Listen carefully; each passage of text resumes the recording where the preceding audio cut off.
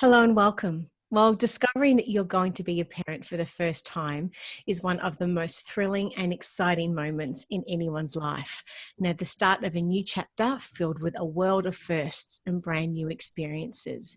You know, the first time that you feel your baby move in your tummy, the first time that you hold your baby, the first time that you get to feed, wash your baby, and the first time the baby smiles and laughs, the first baby's haircut, first steps, the list really can go on and on. And everybody wants to be the best parent that they can be and give their child the life that they deserve. So naturally, as a parent, you look to source information and advice to help. Well, lucky for us today, we are joined by our special guest, Belinda Joyce, a midwife, maternal and child health nurse with over 20 years experience.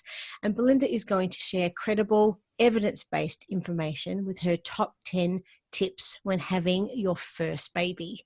Now, Belinda is a mother of 4 and author of a book, and I've just got it here and I'm going to hold it up to camera, anyone that's watching this as a video, Survive and Enjoy Your Baby. And her passion is in providing safe, evidence-based advice and options to parents so they can find their own path to parenthood. Thanks for joining us today, Belinda. How are you?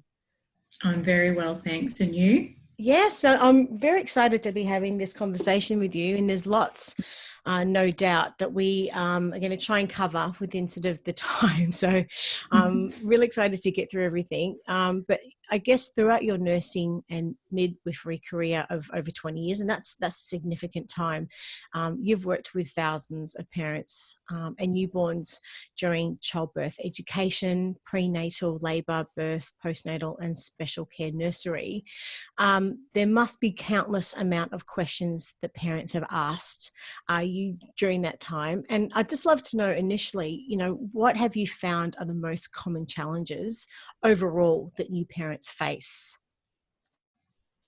I think that probably the most difficult thing in becoming a new parent is going back to not knowing anything about what to do and how to do it the best way. Unless you've been really involved with other family and friends in their caring for their own babies, most parents feel like they're going back to needing to learn everything. And many things that you might be learning just pop up along the way. So they're things you don't even know that you need to learn, which makes it really quite difficult to prepare for. There you go. And I guess now, now once sort of parents have had babies, retrospect and hindsight are powerful things. And many parents say that if there was one thing that they would like to go back and redo, it would be to have a very specific conversation with their partner about how their parenting duties were going to be shared. So I guess, going back about your experience in your career so far, over the last 20 years, have you seen a change in parental duties sort of shift at all? Yeah, I absolutely have. I think fathers have become more and more involved in caring for their babies and really wanting to share that special time with their newborn baby, but even as they get older. There's definitely more fathers now becoming the primary carer in their household, but also probably a bit more even share of the workload at home as well. Yeah, and over the last 5 to 10 years, has very much seen the shift in just even more dads sort of pushing, a stroller around the park and not necessarily always with the mother. So I've observed that on the outside looking in as well. So that's a wonderful change. It is. Yeah. Now, like, we published your article titled "Top Tips when having your first baby." For someone who hasn't yet read the article, please tell us what it includes and just tell us what inspired you to write it. I just wanted to give a little bit of a summary of all the main, I guess, ideas and issues and topics and the most common challenges that new parents have, from choosing what equipment you actually need to bring a new baby into your home. It can be quite overwhelming when you go into the stores. Even looking at things like sleep and settling. How much sleep does a baby need? I just wanted to give a little bit of information around feeding, how to choose how you might feed your baby and what's important to you in that decision, as well as, trying to get out and about, and just all those little, well, they're not little at the time, they're quite big topics when you've got a young baby to consider and talk about, and just giving some tips along the way. It's really it's broken down perfectly, and the sections in the article align to the chapters in your book, which we were just talking about before. So I'd love to know a little bit more about what prompted you to write the book for new parents. I guess, what was your motivation? I just wanted parents to have some really practical options to try. Rather than telling them how to do things, I wanted to give them lots of information that's evidence-based and safe, but also practical, things that they could really implement, and choices on how and what they would like to do based on what's important to them. And as you know, there's so many different parenting strategies. Of course. Or, sorry, not strategies, sort of more so philosophies. Yes. And there's no one size fits all way to parent and to bring up your baby. So giving lots of choices and safe ways of doing things, and breaking those down. So I guess you wanted a safe, evidence-based option, like you said, for new parents, that they could find, as you say, their own path to parenthood. Yes. Yeah. And it's been said also, the book, it's the book that you wished you had when you had your first baby also. So was it sort of, that sort of part of the motivation behind the book at all? Absolutely, because there are many books out there. I just didn't find any that suited me, and I wanted options and things to try, because on one day at one time one strategy might work, but the next day it doesn't always work, and I wanted to find I guess just more information that could help parents have all those different options. And in my day-to-day work as a maternal child health nurse, these are the sorts of conversations we're always having around, advice with sleep and advice with feeding and growth and development and play. And I just thought, why don't I put it all in a book and make the book that I wish I had? Yes. So what sort of information is actually included in the book then? Yeah, so the first chapter is really around equipment and what you really need when you're bringing a baby home. So the essential items that you really need. And then there's feeding. So there's a chapter on breastfeeding and a chapter on bottle feeding, a little bit of a discussion around which one might suit you better. There's play and development, so how to play with your baby. And then sort of we've done feeding. Growth's a really big one as well. So some talk around how much weight a baby should be putting on and when you really do need to get some more advice. Sleep and settling is a huge part of becoming a new parent. And then also parents' well-being and looking after themselves, because parents are so busy looking after this beautiful new baby that they sometimes forget themselves, and then returning to work as well. So when often it is the mother, but sometimes the dad, returning to work, choosing childcare, and figuring out that whole juggle of returning to work. Yeah, so there's 11 chapters that pretty much cover everything that you need for your baby's first year then, would you say? Yeah, that's the aim of the book, and I think it has all of that in there. Well, I guess being a midwife and maternal and child health nurse, you're qualified to provide this sort of support to parents every single day, and even more so a reason why they should buy it, and definitely to be able to read it and have it next to their bedside table with them at all times. It's really designed in a way that you can just look up the chapter or the information that you're interested in or concerned about at the time. So no one should ever have to sit down and just read it front to back. As you need different parts of the information, you can just pick it up and go to that section and get some advice. And it's a great size too that really does fit in your handbag. So, and it's perfect. Now, I guess with there just being so much information for new parents, I guess this is going to be a hard question, I would think maybe, but if you were to boil it down to one single piece of advice that you could give any couple expecting their first baby, what would that one piece of advice be?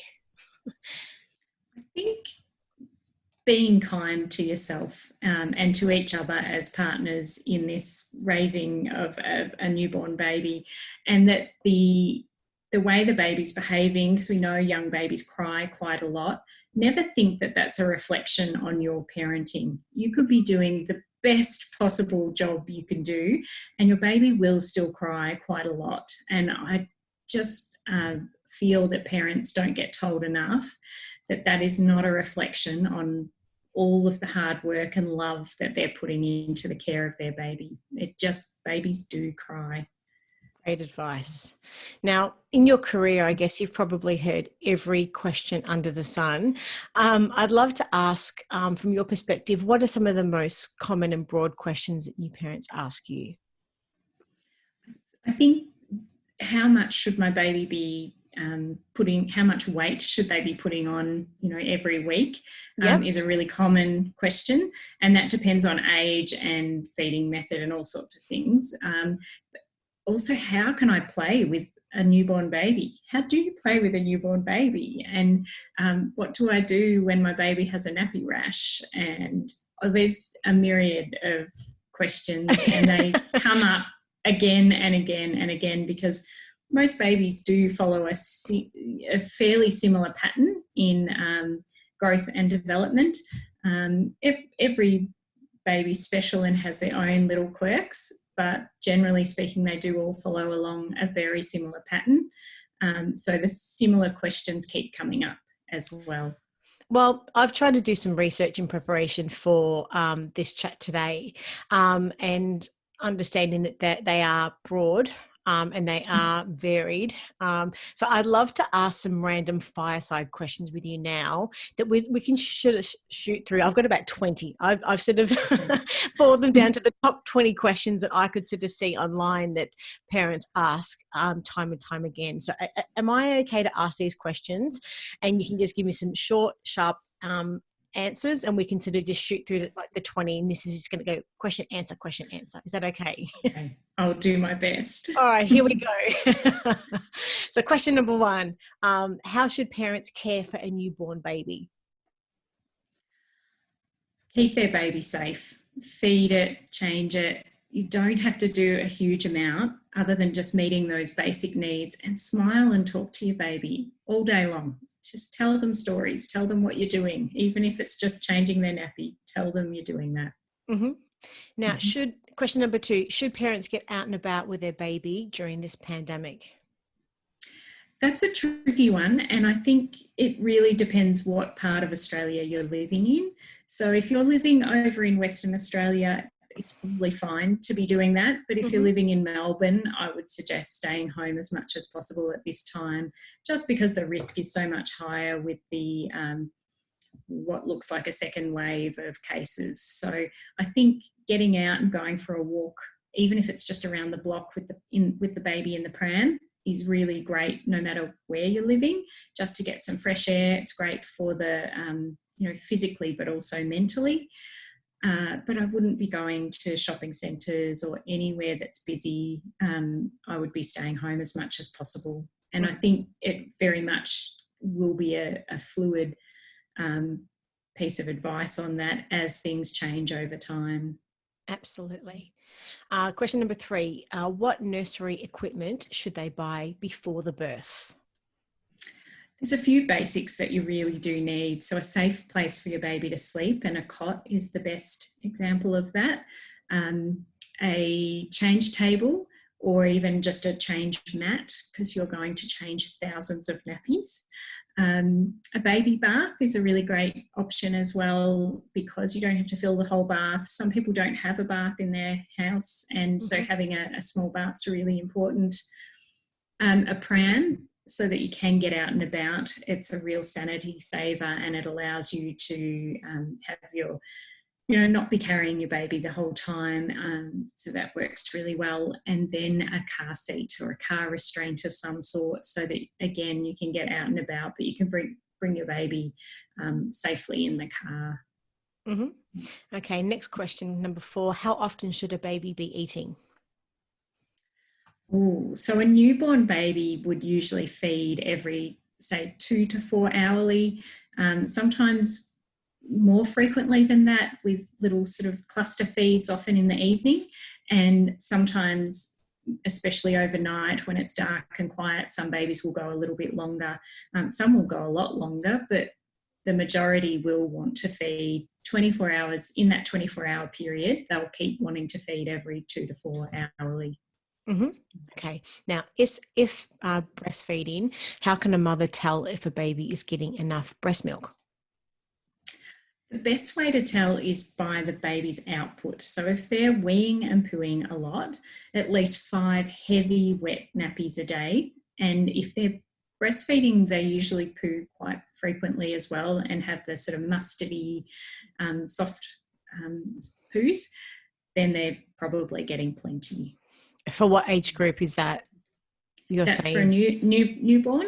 So okay. After they were, say, a week old, up, really you'd want at least 5 heavy wet nappies, even in an older baby as well.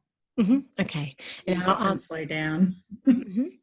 And still on the topic of breastfeeding, how long should a mum breastfeed their baby for? As long as the mum and baby are happy to do it. And it might not be a baby anymore, it might be a toddler or a young child. The World Health Organization suggests up to 2 years and beyond. In our society, probably definitely the majority of mums would finish far sooner than that. But there's no right answer to that question. If it's going well and it's something that you both like and probably love, keep going. Mm-hmm. And if a parent decides to use formula, how do they know which one they should use? Now, that's a very controversial question, only because if you walk into a supermarket and have a look at the formulas up on the shelves, there are so many different types. So the current feeding guidelines suggest that no formula is really better than another, brand-wise, and there's no need really for any specialty formulas unless there's a problem. So they're the sort of very specialised formulas that you might buy more likely in a pharmacy. However, a formula with a lower protein level is what's suggested in the Australian feeding guidelines from the NH and MRC. But generally, any of the regular newborn to 6-month formulas are fine to use for the whole first year before they go on to normal cow's milk. And if your baby has problems down the track and needs some help and support around changing that to a more specialised formula, then it's better for a doctor to actually see a doctor or a paediatrician and discuss their special needs. This isn't the next question. This is just a sub question. But have you seen the controversy between breastfeeding and bottle feeding escalate throughout your 20-year career at all? No, I think it's actually remained fairly similar over that time. Interesting. It does come and go from the media. There's always stories on different issues that have come up, such as, where can you breastfeed, breastfeeding in Parliament, breastfeeding in the food court, breastfeeding at the swimming pool. They're the same sort of questions and I guess issues that keep coming around and around and around. And the bottom line is that breastfeeding is, all the research says that breastfeeding is best, but it's not always best for every mother and baby pair for a variety of reasons. Okay. Now, still on the subject of food, question number 8, at what age should a baby be eating what parents are eating? By around 12 months of age, we would really like your baby to be eating a full family diet. And there'll be a couple of foods that are more difficult for them to eat, like salad, for instance, or a big steak. But with some modifications, they can eat everything. Family diet is great to be introduced quite early on, though, but obviously their milk, whether breast or bottle, is still their most important nutrition. Okay. Now, as a question, should parents sterilize bottles and dummies after every use? Not the dummy after every use, but the bottle, absolutely, it should be washed and sterilised every time, because even one tiny little bit of bacteria can multiply, so we don't want any in the bottles. And then with the dummy, it doesn't need to be sterilised every single time, but it would be good to wash it frequently and have a couple to cycle around, because they will drop onto the floor, or every now and then you just lose them. You can't find them anywhere. So it's good to have a few, and that way you can just keep cycling them around and cleaning them and sterilising them. Fantastic. Okay, sort of moving on now to crying. If a baby seems to be crying a great deal, what is considered to be normal? Which is really good for parents to know, I guess. Yep. It depends. So if they're, say, a newborn baby, we know that they cry a little bit more every day until they peak at around 6 weeks. And that's been backed up by huge amounts of research internationally in nearly every culture that they've been able to research. So we know that that's normal. And it can be long bouts of crying. When I say long, it could be multiple hours of crying all at the one time, which is often in the evenings. And we don't really know why, but some people have named it the witching hour or happy hour as a bit of a joke. It is really common. Sometimes there can be more colicky symptoms or more reflux type symptoms, and that's where it's really good to have a chat with your GP or your paediatrician as well, just to look at exactly what might be going on there. But there's a huge percentage of babies that is also quite normal for, and they do move through that phase, and then the crying really reduces over the next few weeks, so that by, say, 10 weeks of age, most of the time then when your baby cries, you actually can figure out why. You'll get to know your baby's cries. Early on, all of their cries sound quite distressed. And the research does back this up as well. But as they get older, you're more likely to go, oh, he's crying because he's hungry, or I think he's got a dirty nappy, he's uncomfortable. But early on, not many parents can figure that out, because the crying all does sound quite distressed. And in your experience then, what sort of questions and concerns do you generally hear from parents about babies just crying in general? I guess most parents are concerned that their baby might be in pain. So wondering whether they are actually having sort of gut pain. It often looks like their tummy is quite sore, and they can draw their little legs up and really, get a red face, or even arch their back and things like that. So it's a matter of sort of looking at how they're feeding, what their poos are like, whether it looks like their digestive system's working as it should be, but also getting some medical attention and ruling out anything more than that. Mm-hmm. Okay, on to sleep now. How should parents sleep their baby? So babies should always be slept on their back, and the reason for that is that it has reduced the sudden infant death numbers by huge amounts over the last 20 years. So always sleeping your baby on the back, and the safest place to sleep them is in a full-size cot in the parent's bedroom for at least the first 6 to 12 months of life. Having said that, many babies do end up co-sleeping with their parents, and there's nothing wrong with that as long as they're making the bed as safe as possible. So removing any pillows and doonas and things that might be near the baby, sleeping the baby on the outside of the parent so that they're not overheating between two parents, and mimicking a safe cot in the bed as much as you can, because not many babies will just always settle and sleep in their cot, although that's the aim for many parents, and it's the aim for most health professionals, I think, because we know it's so much safer. The reality is, and I have 4 children of my own, I have been there where you can't always get them to settle there. So you might be on the couch, or you might be in bed with you. Mm-hmm. We are in partnership with Red Nose, and I see with your book also that you actually make a donation. So a donation of 10% of the profits from your book sales actually go to Red Nose. Is that correct? That's correct, because I think Red Nose just are doing the most amazing job. They are. Like I said, they've reduced their organisation, and their campaigns have reduced the SIDS toll by huge numbers. Yes.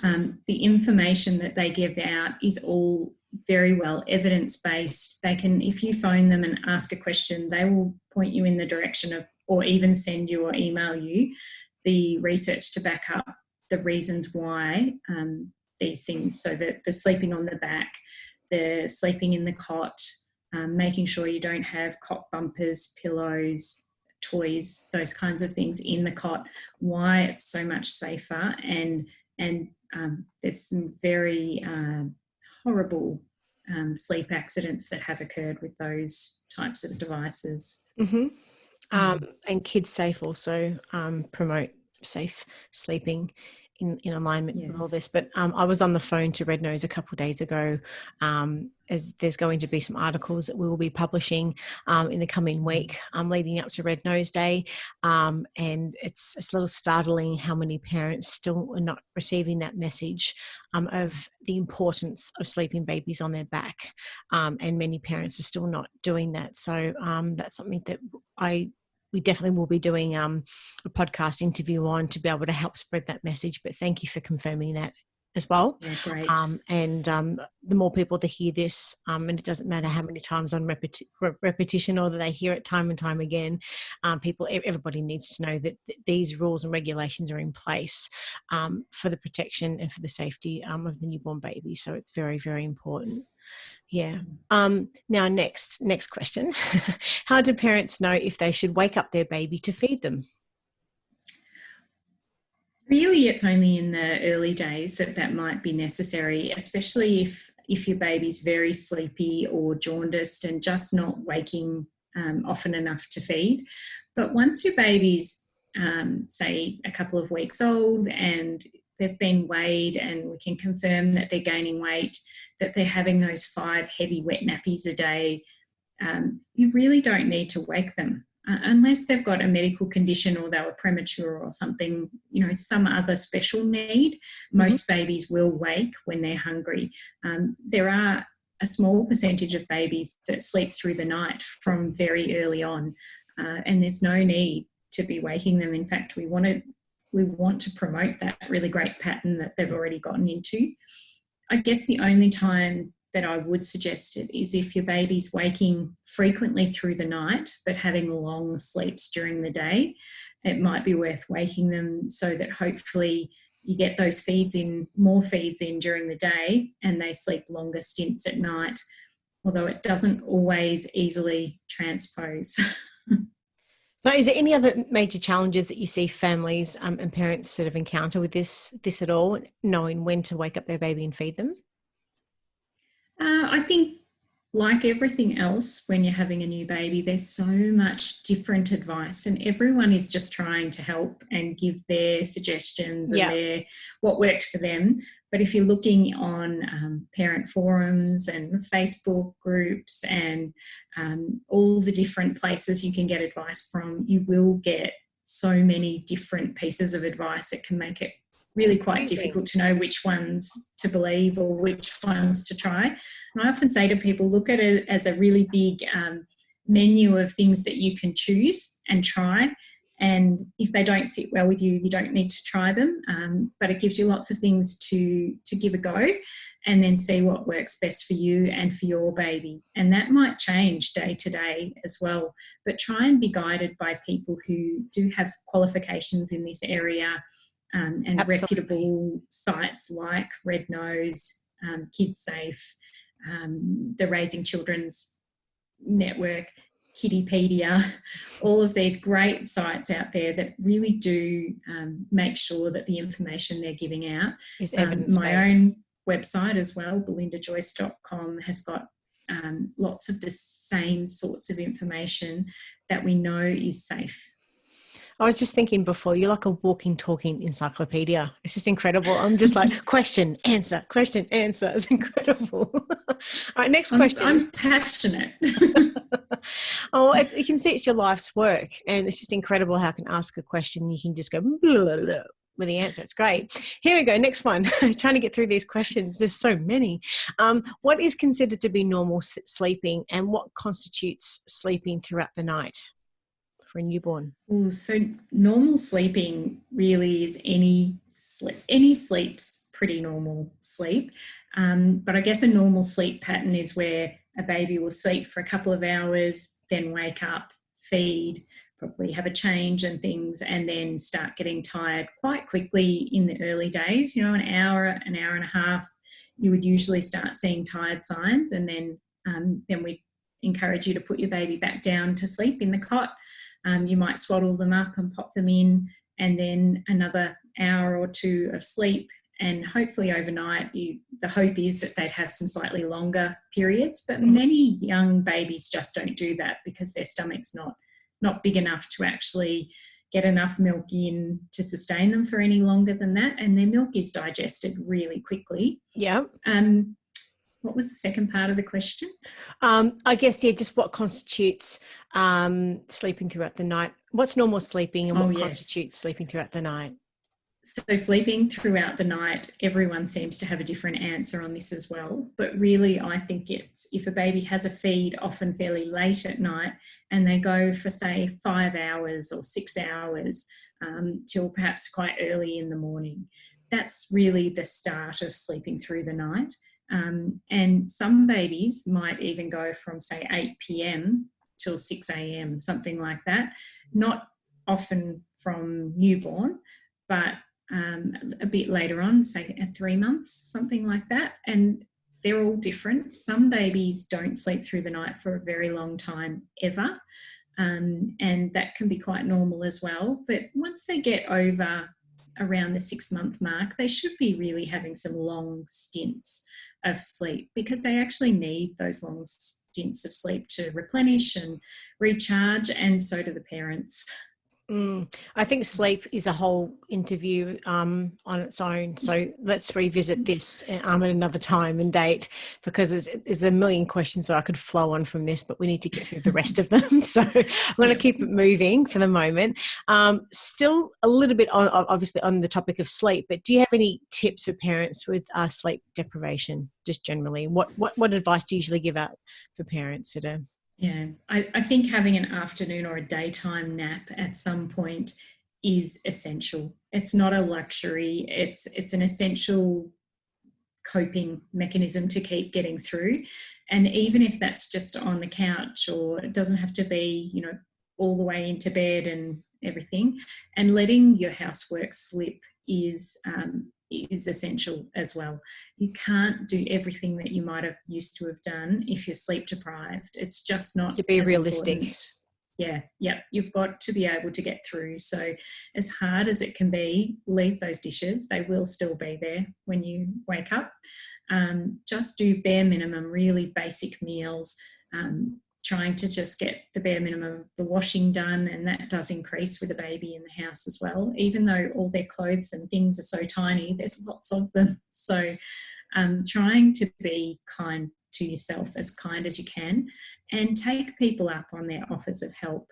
Friends and family would probably be very happy to sit and cuddle your baby and change their nappy. Or you have a shower and wash your hair, or...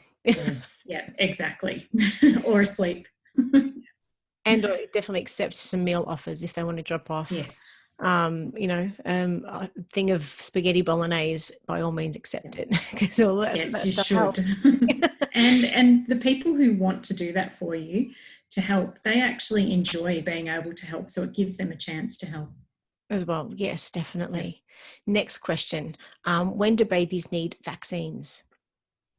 Oh, look, the first immunisations are from 6 weeks, so they do need to be at least 6 weeks old to have them. And you can go to your GP or to a council-run immunisation clinic. They're really important. So 6 to 8 weeks is the first one, then 4 months, 6 months, 12 months, and then it goes on from there. Okay, yeah. wonderful. They're really, really important to try and get them on time so that you don't miss any as well. Mm-hmm. And that's all guided by the local city council and maternal child health nurse clinic as well. Yeah, well, the maternal child health nurses don't usually give the vaccines, but they can get you into the program. Otherwise, just your GP as well. Mm-hmm. And do you have any tips? Because I know that a lot of children are not necessarily happy to have uh, an injection. Do you have any other tips and advice to be able to help prepare the parent and the child as they're sort of heading into their appointment? Yeah. So a young baby, they don't understand what's going to happen, and you can't explain it to them, and you can't really prepare them for it either. Some mums love to breastfeed while their baby's being immunised. That can be tricky though, to get to the legs usually of the baby to do it, but it can work really, really well. And then some parents know that they're not great with needles themselves and would prefer not to be supporting their baby during their needles because they don't feel good about it themselves. They just don't like seeing them, and will get maybe their partner or another family member or close friend to help out at those times. So if you think that that's going to be a problem, bring someone with you as a support, or let them take your baby to get those done. Your baby's not going to like it. It is a short, sharp sting, and there's usually more than one, which is really important. Even though it's not very nice, it's really important for their future health. And I think in the middle of this pandemic, it really illustrates how important being immunised for the things that we can immunise for is so important. And once we hopefully one day get a vaccine for coronavirus, we'll all be wanting that as well. And it makes all the difference in keeping our communities safe as well, because it's not just us getting sick that's the issue, or your baby getting sick. It's who else they give it to who perhaps can't be immunised, or there's that small percentage of people who still will get the disease. Mm-hmm. And how about any tips for post vaccine appointment? Some babies may be a little more grumbly. Do you have any tips there at all? Yeah. Look, some babies you really can tell they're quite uncomfortable afterwards, or they might have a temperature or some swelling at the area on their legs where they've had the immunisation. So putting a cold wet face washer on can be really great. If you think they're really miserable, maybe some paracetamol or ibuprofen might be the way to go, but only if you think they're really miserable. Otherwise, it's just knowing that you've got a couple of days that they might be out of sorts. Some babies actually can become quite grumbly and upset by it, but quite a few babies actually get more sleepy and almost more relaxed and sleep for longer periods. So it just depends. So case by case. Normal. Yes. Yep. Yeah. Okay, great. Next question. How do I know when it's safe to go outdoors with my baby? Is another question that I've seen online a lot. So just from birth, do you mean? Or yes. So at what point, so you brought your baby home from the hospital, at what point would it be safe for a parent to go outdoors with their baby? Yeah. I think it's safe probably from day one, as long as your baby's well and dressed appropriately for the weather. So I'm in Victoria, it's quite cold here. So if I was taking a young baby out into this weather, I'd want lots of layers. So a singlet, maybe a onesie, maybe a little jacket or a cardigan and a hat and some mittens and maybe a swaddle around them or a blanket around them as well. But it should be fine to take them out from early on. Once you're home, if you're well enough to go outside, that's fine to take them outside. And there's some cultures where they actually put their babies outside in quite cold environments, out in a pram for a certain amount of time every day, because they believe that that's really great for them. I haven't actually seen any research to back that up, but it's just a cultural thing, and the babies are fine, and they're dressed really well to accommodate for that weather. There's a lot of cultural things also that they won't necessarily allow any visitors or anyone to see the baby for a certain amount of time also. Have you had any experience with those cultures as well? I have, where they stay at their home for the first, I think it's 60 days. Correct, yep. Yeah, and there's some that are 30 days as well, I believe. And Yep. then there's some parents from all different cultures who also try and minimise how many people their baby's going to be in contact with until they've started having their immunisations at 6 weeks as well. So there's a lot of different practices, and it's about what works for your family and what you'd like to implement for your family. I think at the moment, being in this pandemic, it is safer to keep your baby at home, or if you're outside, walking around in the pram is a pretty safe thing to do just in your neighbourhood, not getting close to other people and having quite a lot of an air buffer around you, I guess. Mm-hmm. But if you're not able to do that, and going outside means you're going to be around a lot of people, you probably want to minimise that. Wonderful. Next question. What is considered an emergency, and how do parents know in what cases that they should call a doctor? Yeah. So I guess an emergency is any time that your baby's having trouble breathing, has an extremely high temperature, or even in a young baby, anything over 38.5 degrees, it's probably worth making sure you see a doctor, whether that be an emergency or your own local doctor, if you can get in fairly quickly. And then any time that you're concerned about your baby, it's a concern. So if you think your baby's having trouble perhaps being able to feed, keeps vomiting, not able to keep anything down, that's an emergency for a very young baby, and they do need to be seen. Someone needs to give that baby a really good head-to-toe examination, a medical check, as well as looking at how to manage getting feeds into the baby. They really need their milk. And then any other time that you just think something's wrong, parents are their baby's expert.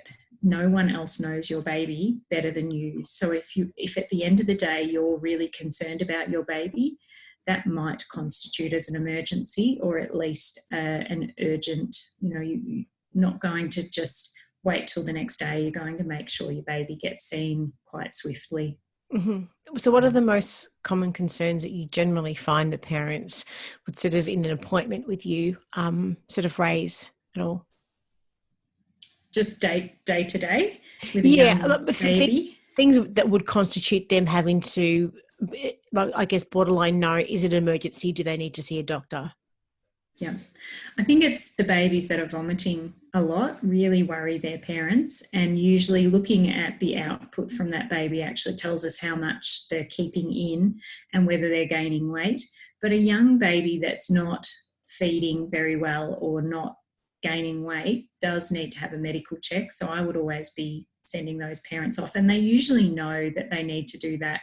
They've come to see us first just to get a bit more information, and to be reassured that what they're thinking is correct, because we're all learning as new parents. Mm-hmm.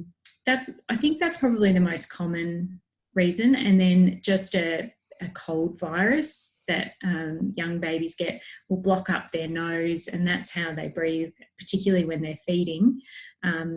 And so that can cause some problems as well, where parents think that they need medical care. And it might just be a really mild cold sort of symptoms, but it does make feeding difficult, and feeding's their real lifeline. Of course. So often squirting a little bit of breast milk up the nose if you have that available, or even a little bit of a saline sort of nasal spray can work really well, or some nasal drops.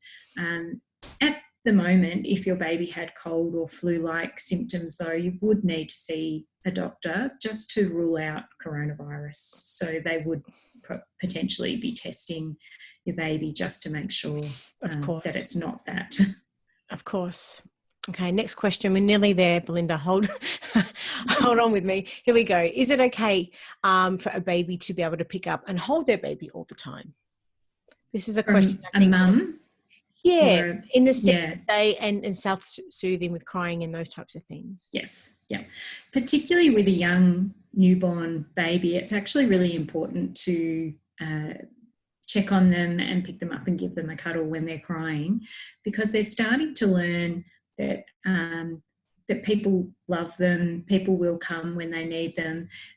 They're not able to really order their own emotions, or they're not crying just to get your attention. They actually don't have the ability to do that as a newborn. So even though it feels like you put them down, they cry, they want you to come, they actually just have something wrong that they can't fix themselves, and they need you to do it. Okay. Yeah. So, and everyone's learning in those early days too. So it's important to go and attend to your baby if they're crying, particularly if it's a distressed sort of crying, because you need to find out, or try to find out, you might never find the answer every time, why they are crying. So are they hungry? Are they wet? Are they too hot? Putting a couple of fingers just down into their clothes to see if they're too hot or too cold. If they're hot and sweaty, or sweaty at all in there, then they're probably too hot and you need to reduce layers or blankets. And if they're cold, they're probably too cold and they need another layer. So no, you really can't spoil a newborn baby. Pick them up as much as you would like to. At some stage, though, it's really good for them to learn to go to sleep sometimes by themselves. But newborn babies, they've gone from being rocked in their mum's tummy to being put into a cot. It's a fairly big transition for them, Absolutely. I'm sure. Yes. Okay, the next one. If babies have weird coloured poo, what does that mean? Babies do have all sorts of different coloured poo. The most common newborn poo is, say 2 weeks in, is more of a mustardy kind of colour. But some babies always have brown poo or khaki poo, and they usually don't seem to have any problems. So most of the time it's not an issue. Some formulas can give babies different coloured poo. Of course. And changing between breastfeeding and then moving to jumping formula between feeding, can have some interesting changes as well. And many families, or many mums, will actually use some formula. So be breastfeeding perhaps most of the time and just using some formula. And again, that will change their poo. So most of the time it's not an issue. As new parents, you do find yourself talking about, worrying about, and looking at poo in a whole different way. Of course.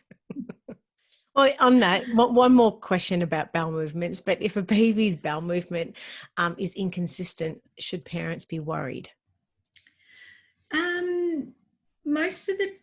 So going from, say, quite firm to then very soft or watery, or can even get frothy, or all sorts of things. Most of the time it will settle by itself. But it is worth, I know quite a few parents will take a quick photo of the pooey nappy to show us, or to show their GP or their paediatrician. That can be really handy to be able to explain what they thought was unusual or different to us, because we don't want to see the nappy.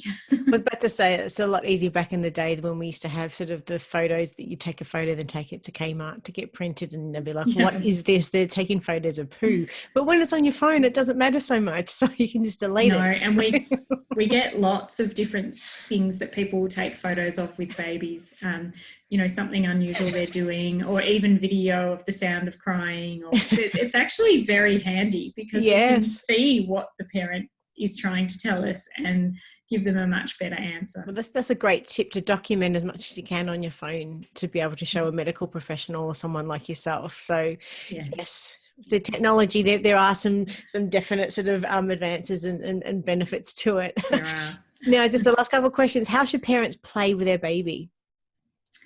Look, a newborn baby, their favourite toy is you and your face. So just looking at your face, maybe when they're on the change table or on the floor, having a little kick around, just talking to them and letting them be able to see your face. And a newborn is able to see you from about the same distance as if you were cradling a baby at the breast up to your face. So that sort of distance away, talking to your baby, pulling faces, poking your tongue out many newborns will start to copy you even from day one, because they're built to engage with you. Humans love interacting, and they're actually made to interact, and it's really important for their development to do that.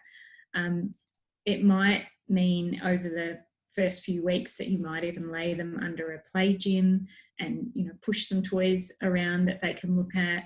You might show them some books, any of those very high contrast books, so black and white with just a little bit of colour here and there, that have squiggles and polka dots and zigzags and things like that, that they really get very interested in those. And showing your baby books or reading to your baby from early on is a great thing. We want them to think books are just another part of play. They're just a few ideas. Yes, definitely. And I was reading an article this morning as we sort of went through a surge with the puzzles. The first wave of sort of lockdown books is sort of one of the new and intriguing things that parents are buying their children to keep them occupied and busy during this second wave of lockdown that we're having down here in Victoria. So at any stage in life, I think for a child to sit down and read a book is just invaluable. So the last question we have is about tips for returning back to work. So what are your thoughts? What are your tips here?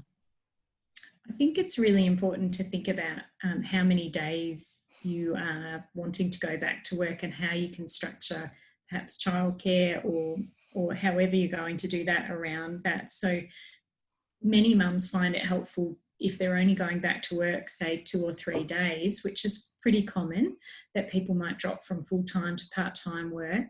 That they might space those days out. So they might work a Monday, a Wednesday and a Friday, or they might say, you know, it's easier for me to do the 2 days together, get them done and have the rest of the week with the baby.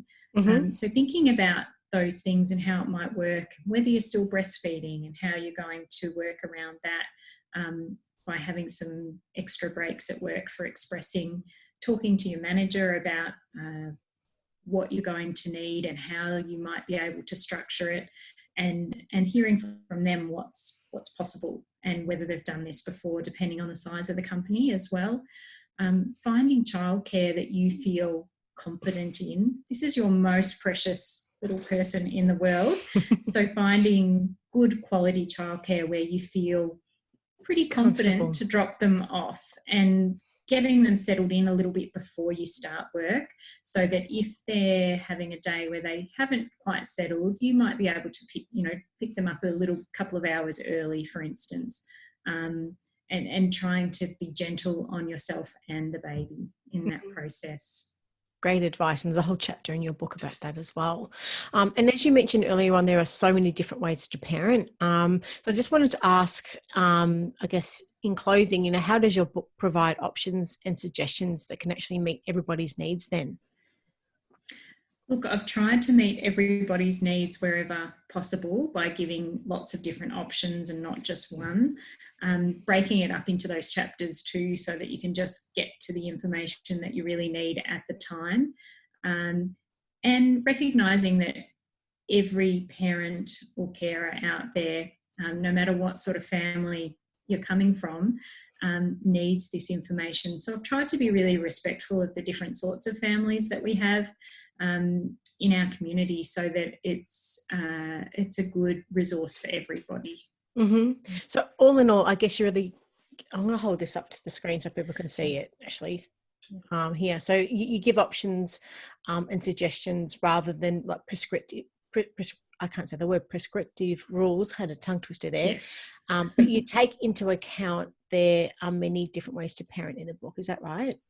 Absolutely. And I think, I take that into every day that I work as well, because there is no one size fits all for families or babies or children, or adults for that matter. We're all so different. We need to be respectful of each other and all work together and share our knowledge, and try and let every parent be the best parent they can be. Brilliant. Now, I see that there's some little bonuses also when parents buy the book. Are there any printables that you can download, and how does that work?